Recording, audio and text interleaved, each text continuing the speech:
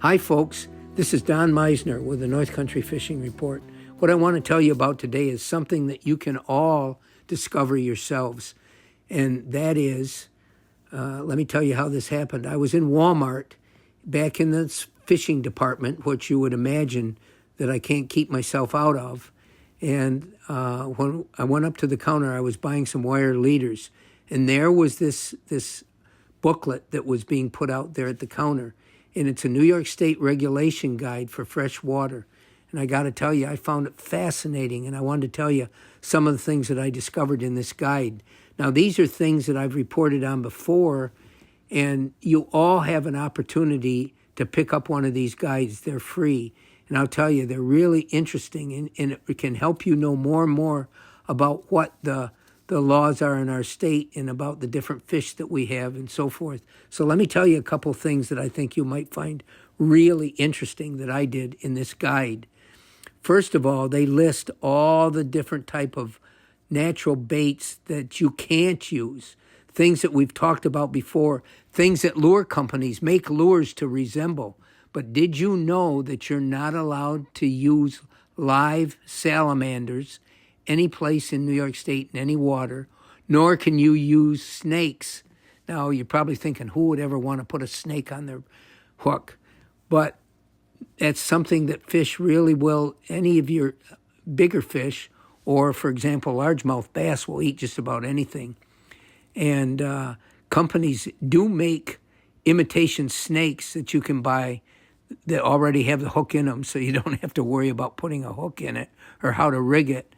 And I've talked to bass fishermen that have used them, and they've caught fish on these. And the other thing you can't use is live salamanders. And I thought that was really interesting, because think of all the soft plastic lures that the major companies are making right now so that you can catch fish, bass in particular, on lizards. They have 6-inch and 4-inch lizards that you can buy, and I've had great luck using imitation salamanders. When I was a kid, and I've told you about this before on the radio, when I was a kid living along the Genesee River and fishing for trout, I used to catch all my own live bait, and I'd go out and pick rocks over and catch crayfish and hellgrammites. And one of the things that existed where little springs would go through the ground and sort of lead into the river, and I would see along those springs, and I could catch these orange little salamanders, and I didn't know it was illegal to use them. But boy, did fish ever hit those salamanders. They appear to be one of their favorite type of foods. So it's interesting. The state also says, you know, it's legal for you to use frogs. And they even have a frog season where you can go out and hunt them as well. But they have regulations on how you can take frogs too. And it's illegal to be hunting frogs after sunset, before sunrise in the morning. And I found this really interesting. The other thing that I think you should know about is so many of us still like to use live bait. Live minnows are a big deal. But you can catch your own minnows legally. You can go out in whatever water you live along and put a minnow trap in there. And what we did when I was a kid is we put pieces of bread in the minnow trap, and then would put that in the water and let it set overnight. You come back the next day and it'd be full of minnows. Well, you can do that still, but you can't use those minnows any place but the water that they were taken from. The DEC will not allow you to use them anyplace else. You can't transport minnows in your car unless they're certified bait. They're certified by the state. And what this means is that population of minnows that are sold to bait dealers, they're free of all diseases, and that's something that minnows can pass to other fish and organisms that live in any body of water that you might introduce them to. So make sure that the minnows that you buy from a bait shop are certified by the state. They'll have a certificate on them that says that they're certified. And then you can transport those any place in your car to any body of water. You can use those any place. So I thought that was pretty interesting. The other thing that is in this publication, there's some great pictures I shouldn't say pictures, they're photos of all the different fish that exist in the state. And I think it's important that you have this so that you can identify the species that you're fishing for. I know so many of the people that I've fished with in our area don't seem to know the difference between a largemouth bass and a smallmouth bass. And by having something like this regulation guide, you can keep that with you, and it really shows you what they look like. There's still often problems until you really get familiar with the fish that you're catching. But I think that's important, since there's laws that specify each different fish and guidelines for that. It's important that you know what fish we're talking about. And another example of that is a lot of times people don't know the difference between a muskie and a northern pike, other than muskies seem to grow an awful lot bigger. They're a huge fish, but the different modeling on their skin, they have different markings than northern pike do. And it's important that you know what fish you're catching. So this is in that guide as well. And now let's get down to something I think most of you really will be interested in. We've talked so much before about should you eat fish that we catch in any of our waters. And I think one of the most important things before I get into this is that you have to consider is what waters are you catching them out of.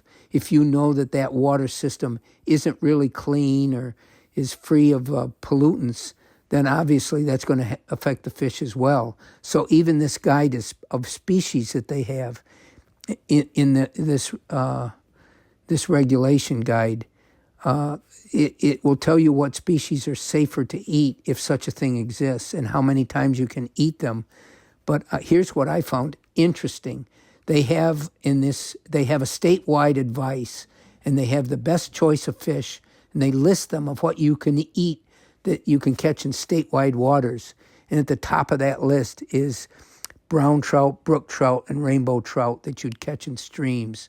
And I think this is more so out of ponds or streams you can't take these same regulations for bigger lakes because there's a lot of difference in the water in some of these other areas and what these fish would eat. But the other thing that fascinated me, at the bottom, they have this list of don't eat, a fish you should never eat. And here's what they list, and this will blow some of your minds, I think, is a walleye over 19 inches. Don't eat any walleyes. And that's an important part of this guideline is there's certain species of fish that are really not safe to eat. And those I can generalize and say any of your predators, like northern pike and muskies, of course, they're top predators as walleye pike are. But largemouth bass are really forbidden, basically, that you don't want to be eating them. And I think a lot of it has to do with the type of water they live in. It's much warmer and vegetation ridden, and the fish aren't going to taste very good anyway. But largemouth bass are basically not one of the recommended fish that you should eat, as well as smallmouth bass as well. Now, they're top predators as well. And what we're considering here is if they're a predator fish, they're going to eat other fish that might be contaminated. And so you're going to get the end result of that. And the fish that they say it would be a safe fish to eat, as well as the trout, are white suckers. I know that's not going to throw many of you because suckers are very bony and nobody that I know really likes to eat them. Yellow perch are one of the recommended ones to eat as long as they're under 10 inches. But you can find all this for yourself. You don't need me talking about it on the radio. If you go in and pick up one of these guides, and you can keep it with you.